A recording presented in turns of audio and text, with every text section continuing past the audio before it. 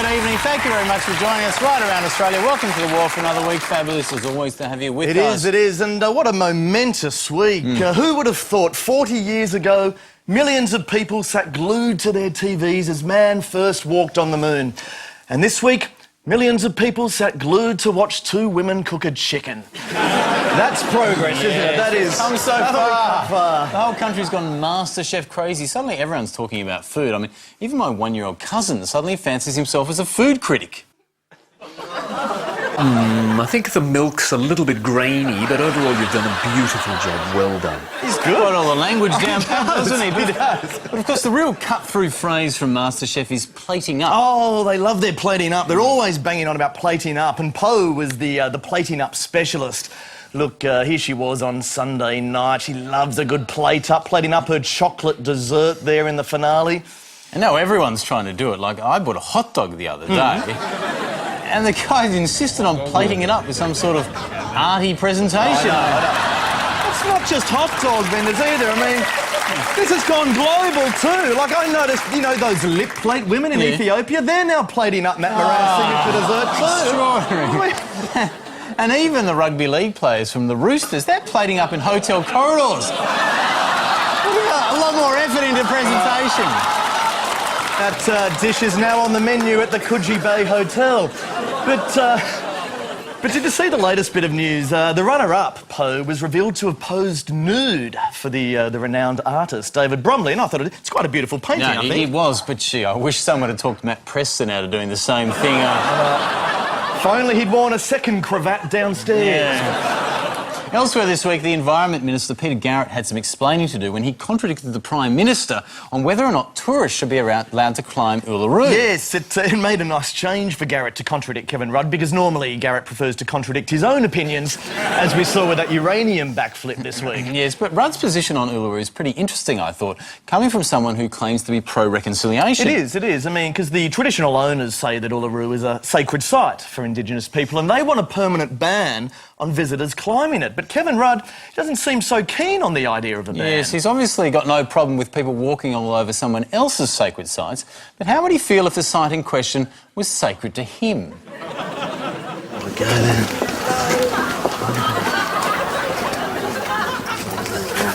You know about this guy, aren't you? From chasing? Oh, OK, we won't, yeah. Well, he's got a rope. He's going to try and climb up something. That's going to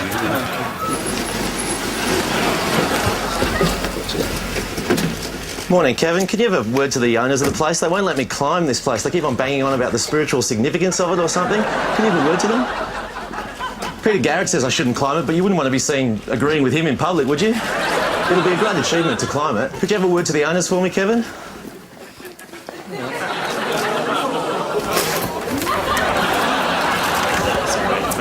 Can't climb on? Why not? Because it's... But we don't need to respect the owner's wishes, do we? Yeah, we just don't climb up. So if it's just there's a really good photo up the top. Yeah? Well, the owners don't want me to. Okay. All right. Well, there's stairs somewhere, or can you put a rail in or something? Just stay off the ground, please. All right. I might climb Uluru instead. It's probably easier, actually. Gonna Rudd look happy there. Rudd loved that one. Also in the news this week, terrorism reared its ugly head again. And Craig, it really seems like no one's getting any closer to winning this global war on terror. It's like people have moved on to the economy and the recession have taken over as the main areas of concern. But it does make you wonder, is anyone still as alert and as alarmed as we used to be? To put this to the test, we asked Chaz to dust off his Osama bin Laden costume for one final time and to visit the heart of global security, Washington, D.C., to measure the alertness levels in 2009. Folks, you got plenty of room on the second car there. Take a look at the view, folks, to your right. Beautiful view. Washington Monument very old, yeah? Since 1848. So is it fire resistant? Do you know what the least fireproof part of this is? Excuse me? Do you know if there are lots of guards here? Huh? Are there a lot of guards here? Yeah. Do you know when they take their lunch breaks? No. Okay. Just wondering. Thank you, sir.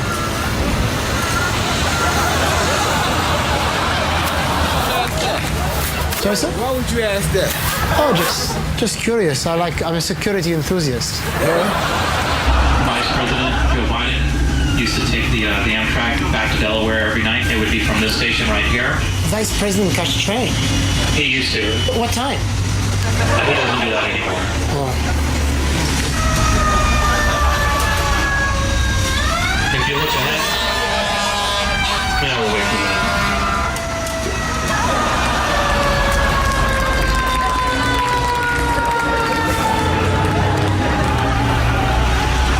Up on the left, you'll get that view of the Capitol building.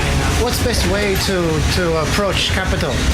It depends where you want to go. If you go by plane, what's the best way? I have no idea. So restricted airspace. Getting into the visitor center doesn't mean you get into the Capitol. Are you allowed to bring some box cutters into Capitol? No. What if you want to cut some boxes? Where are you from? Where are you visiting from? I'm from Smithfield. From where? Smithfield? Where is that? Smithington.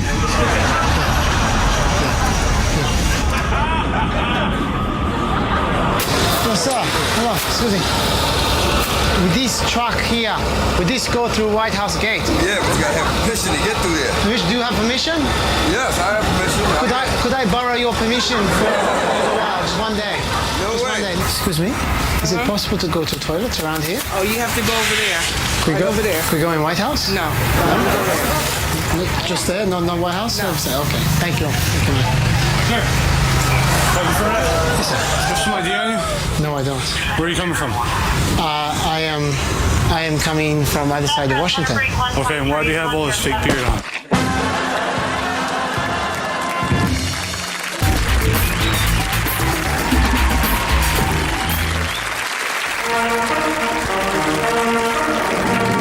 Ross Simons for ABC National News. This is ABC News. Good morning, James Dibble in Sydney. Welcome to the ABC News in LA. For 53 years, it's the show that Australians have loved and turned to more than any other. And now at last, the complete ABC News is yours to take home and own on DVD. Relive it all over again in this beautifully packaged box set, featuring all 19,345 episodes, over 2,100 memorable discs.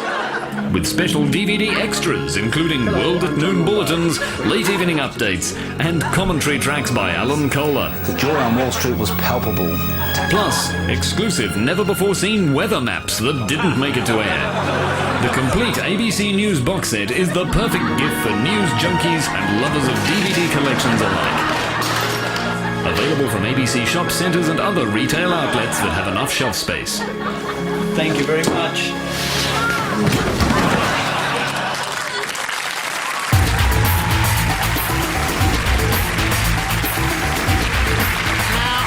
Overseas, I always make a bit of an effort to learn this local language. You know, you'll buy a phrase book, you'll speak some Spanish, French, something like that. Fair enough. But I've noticed American tourists never bother with that kind of thing. No, the Americans, they're hopeless. No, they're quite rude. You always see them in Europe, asking people, do you speak English? Usually quite loudly too, don't they? And even when they actually do have people speaking English to them, Americans don't even understand their accents. They don't. They even put subtitles over Susan Boyle when she went on Oprah. And Boyle comes from the UK, the birthplace of the English language. Honestly, short of having a translator, I do not know how American tourists can communicate with locals at all, even when they visit England. Excuse me, ladies, do you speak English at all? Yes. We're English, so yeah. I can't understand a word you're saying. I'm from America. We only speak English. Do you speak English? Yes, I'm speaking English. I need directions, but I only speak English. We speak English. English, yeah. Yes. Can you speak English? Yeah. We're English, so we... English, can you speak English? We are English. I just don't understand. Okay, well, I can understand you. I'm trying to go... You don't need to yell, I understand. I need to go to Gloucester Street. I need to go to Gloucester. Gloucester Road. Do you know the way to Gloucester? We speak English. I'm English. Sorry. Speak English. We are like here. Do you want me to translate for you? Are you looking for Gloucester Road. Gloucester Road. Gloucester Road. Gloucester He's Road. actually looking for Gloucester Road. I'm Whereabouts is it? We're near Victoria. She's saying that we are near Victoria. Okay, so how do I get to Victoria? So you get to How does he Victoria. get to Victoria? I'm telling him to walk out the park. Walk out the park. Okay. Go onto the main road. Go onto the main road. Okay. And walk down until you see Victoria. And walk down until you see Victoria. Okay, so how far is it? How far is that? He's asking. 3 stops. She's saying it's like 3 subway stations. Okay. So 3 stops. Yeah, that's Yeah, okay. right. That's right. Thank you very much. He says, thank you very much for your help. So thank That's right. Thank you so much, man. They are hard to understand, these English people. Yeah. I'm sorry. And they're a real pain in the ass. Yeah. We're just saying how helpful you've been. Thank you.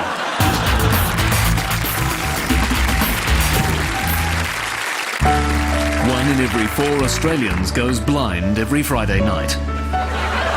But they can find assistance from the guide dogs for the really blind and munted.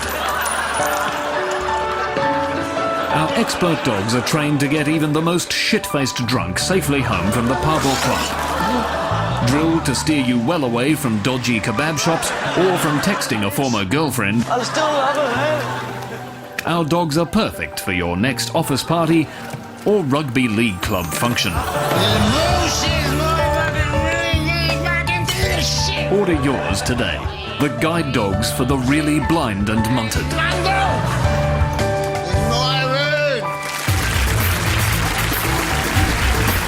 Now, Craig, did you see the news this week? Access Economics says that the worst of the recession is over for Australia, and they're actually forecasting very strong growth ahead thanks to Julie's new cookbook, 101 Recipes Rigged by Channel 10. Big sell. Well, they may say the recession is over, but you wouldn't know it from talking to a lot of small business owners. Even the oldest profession in the world has been feeling the pinch, with brothels reporting a big drop in customers. Yeah, well, I'm not surprised, to be honest. I mean, brothels tend to be discreet, you know, their signage is always well hidden. People probably don't even realise that they're there. They need to draw more attention to themselves. True, exactly. Use a couple of old classic marketing tricks like, you know, free sausage sizzle or a fun mascot. So I went along to some real brothels to try and promote them a bit more. Here you go, madam. Penis balloon? There you go. Is there a brothel here, by the way? Sure.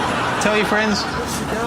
Just so you know, we're just letting people know that this building, I know it doesn't look like it, but it's actually a brothel. So if any time you want to get some sex, you have to pay for it, but it's, you know, come on along, help out the small business in the neighbourhood. Grab yourself a penis balloon. There you go, mate. Oh, jeez. Sorry, the penis has fallen apart. Probably happen if you visit too. Thanks, mate. Do you have any more sauce at all? We're running out of the barbecue. Barbecue? At the barbecue, yeah, we're just promoting the place. Do you need a sauce? We're trying to help you advertise a bit. Oh. It's subtle, this. I mean, these flashing lights, they don't have to tell people it's a brothel. I know. Well, anyways, we don't have barbecue sauce. Don't have barbecue sauce? Second-hand job free. Yeah, second-hand job free, sir. Would you like a free sausage?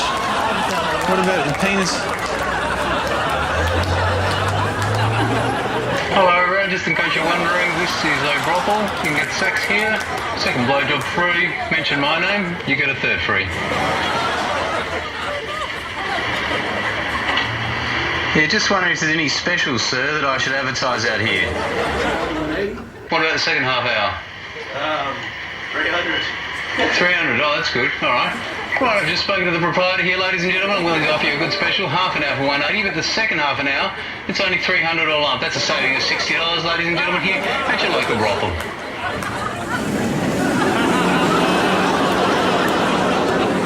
Rough and Dorton, local brothel, sir. Sex just over here, ladies and gentlemen. Come on in for some sex. Right, guys, there's a parking spot here. And you're finally some customers. Sir, we're just trying to let people know there's some brothels here. Not much advertising on them. You're going to have to leave the area? Okay, anyway, have a breast anyway, sir. You want a breast? Anyway.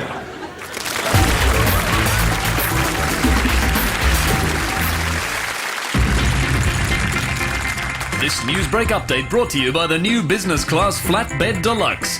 the only business class seat to fold back 270 degrees, giving you the ultimate in-flight comfort.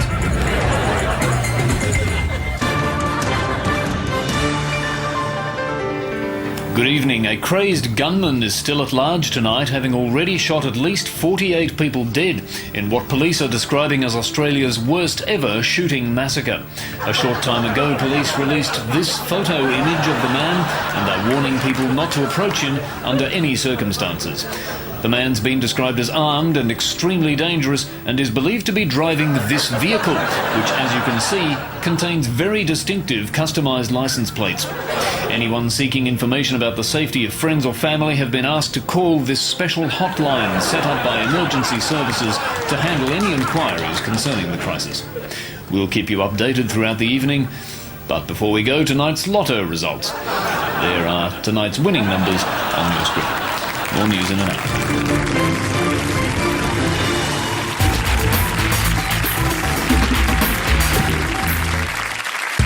This segment brought to you by Buckley's Tavern and Gaming Emporium. Whether it's the Pokies, the Greyhounds, or the Greyhounds playing the Pokies, there's always an excuse for a flutter at Buckley's.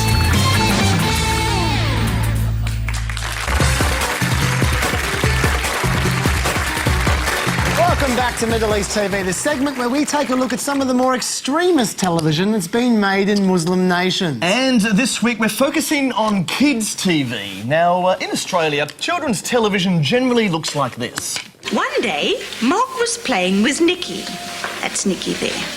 Debbie was going to school. Fair enough. Over in Egypt, however, one of their children's television shows is a little bit different. اللهم دمر اليهود تدميرا وحطمهم تحطيما اللهم ابتليهم بمرض ليس منه شفاء وداء ليس له دواء. Chaz, can we just have a look at that romper room clip for a second? Who was that kid in blue? Now let's see the books that you've got here, Chaz. Yeah, I can read the whole story. Can you really? Did she just say Chaz? No, she didn't say Chaz. Is that you, Chaz, jumping like a moron? No, that's not me. No. Is that you picking your nose? No, it's not me. I wasn't on romper room. That is you. Is that you, E.T.? No, it's not. Oh, no way you're on about, Chris. I was never on romper room. Oh, say what you want about Iranian TV breeding terrorists, but I think we all know how Chaz ended up. But, Chris, the global leader of children's TV would have to be the Palestinian show The Pioneers of Tomorrow. Now, I think we're all familiar with Mickey Mouse's work. There he is. But it's only on The Pioneers of Tomorrow that Farfour the mouse gets the 3rd degree from Israeli interrogators.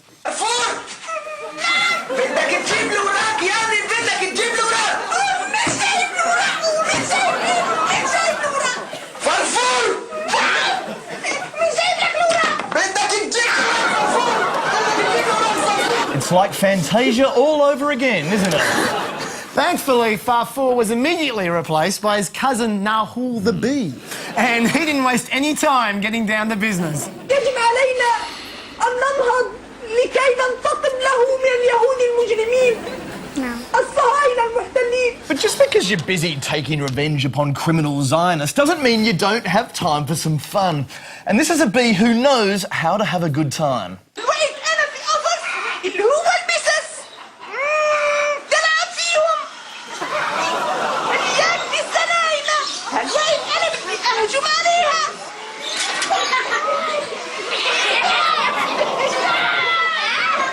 That is one seriously fucked up bee.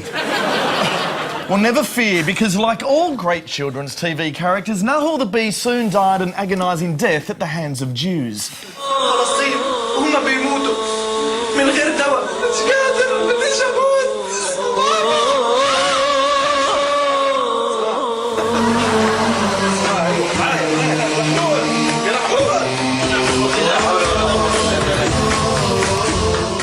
characters on this show seem to get killed off more quickly than the ones on Underbelly. I don't know, Chris. Bees, mice, it's like the entire military wing of Hamas is made up of cute foam animals. It's true, and I don't think any foam characters can be trusted. I mean, they're all in on it, Chaz. Even at Westfield Shopping Centre the other day, I noticed big foam animals performing for children during the school holidays. Those animals were Islamic martyrs in waiting, and they had to be stopped.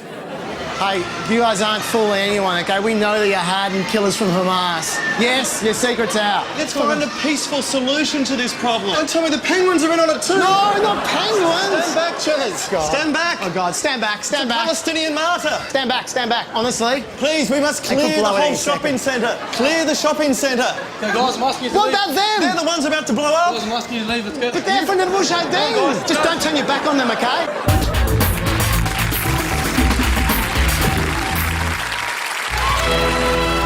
News of the world. December 1914, and the world was in the grip of football fever. A series of games was planned between England and Germany, and the rivalry was running red hot.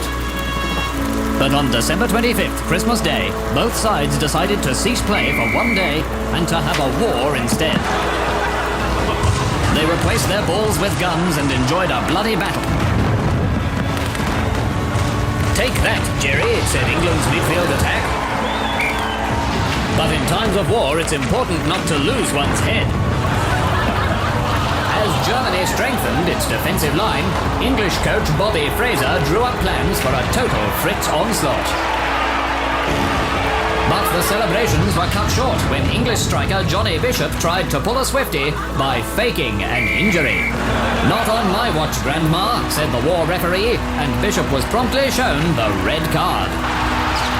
The football truce became a defining moment. More than 40 players lost their lives during the friendly hostilities.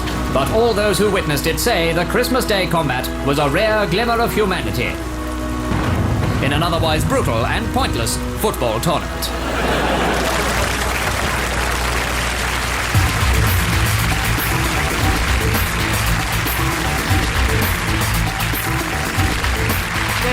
Over the course of making this show, we've done a fair bit of filming in America, and one thing that we picked up on pretty quickly is that Americans are very talkative, far more so than Aussies or even Poms. No, Americans, they can go on and on and on. They love the sound of their own voice. They're not shy about putting forward an opinion, no matter what the topic. Yeah, so while we're over there, we ran a little test to see just how talkative the average American really is. Yeah, that's right. I posed as a news reporter and asked people the simple question, can you give me a comment? Didn't tell them what the news was, didn't give them any details whatsoever. We just gave them a chance to start talking. And the results will not surprise you. Mind if I ask you for a comment? Oh, I so hate to be on camera. Can you give us a comment? I think that the government has completely got it wrong about education. I think that they're trying to, throwing money at the problem is not going to make a difference. Let's go with the economy and almost in the bottom of a recession. Hopefully it'll turn around soon. But actually my sport is hockey, college hockey. We're here for the Frozen Four college hockey tournament. We like sticks and pucks. That's my comment. Okay, can you elaborate? Well, there are 58 Division I college hockey teams in the USA, and they play a regular schedule of games, approximately 38 games per team. Obviously, we need news. I was just told to come and get a comment. We don't know what the news is going to be yet, but we want to get people's reactions to it. How can you react without knowing anything about it?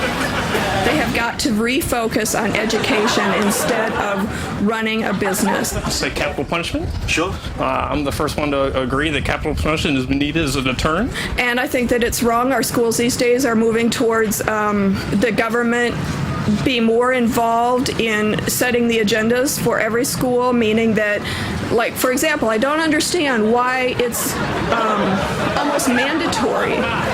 Not mandatory in a legal sense, but almost mandatory that they teach evolution, but yet they're not allowed to teach and advise students that there are other options out there. We're just asking people to give their reactions. About what?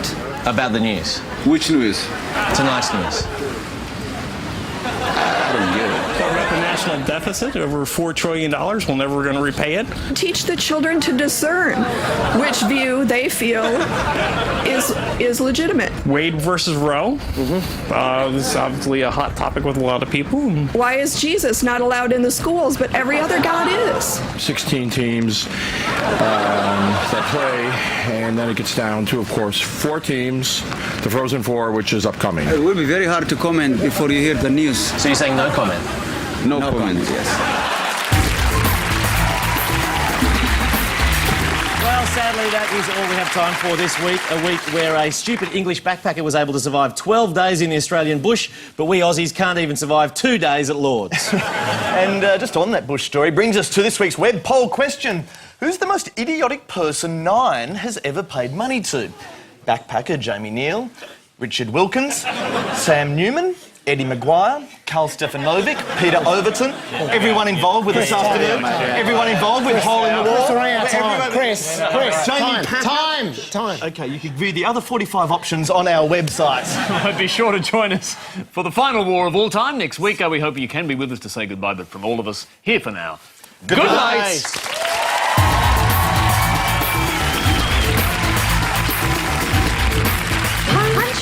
Punch your ball, the punch is so much fun. Use your wrist or hand or fist and keep it on the run. Punch your ball, no matter what you do. The roly-poly punch your ball keeps coming back to you. Chaz, are you going to get it? Oh, I think you're a bit slow.